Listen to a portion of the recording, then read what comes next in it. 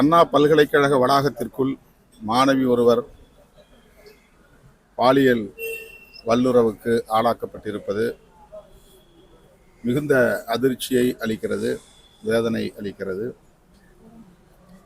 உடனடியாக தொடர்புடைய ஒருவர் கைது செய்யப்பட்டிருக்கிறார்.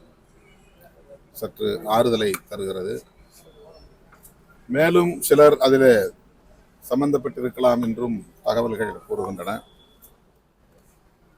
எத்தனை பேர் அதில் ஈடுபட்டிருந்தாலும் அவ்வளவு பேரையும் உடனடியாக கைது செய்ய வேண்டும், கடும் நடவடிக்கை எடுக்க வேண்டும். அவர்கள் தப்பித்துக் கொள்வதற்கு எந்த வகையிலும் சூழல் அமைந்துவிடக்கூடாது. ஆகவே விரைந்து நடவடிக்கைகளை மேற்கொள்ள வேண்டும் என்று வலியுறுத்துகிறோம். சம்பந்தப்பட்டவர் எந்த கட்சியை சார்ந்தவர் என்று குற்றம் சுமத்துவதிலே எந்த பொருளும் இல்லை. அவர் உடனடியாக கைது செய்யப்பட்டிருக்கிறார். அவர் ஒரு குற்றவாளி அல்லது குற்றம் சாட்டப்பட்டவர். குற்றம் சாட்டப்பட்டவர் கைது செய்யப்படாமல் இருந்தால் அதிலே அரசியலை இணைத்து பேசலாம். கைது செய்யப்பட்ட பிறகும் அரசியல் செய்வது நாகரிகமான அணுகுமுறை அல்ல. பாரதிய ஜனதா கட்சி ஆளுங்கட்சியின் மீது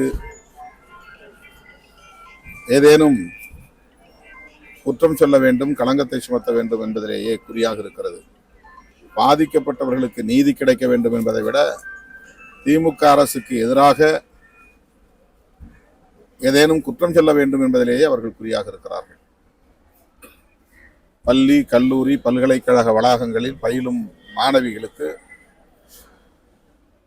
உரிய பாதுகாப்பை அளிப்பதற்கு அரசு தீவிரமான நடவடிக்கைகளை மேற்கொள்ள வேண்டும்.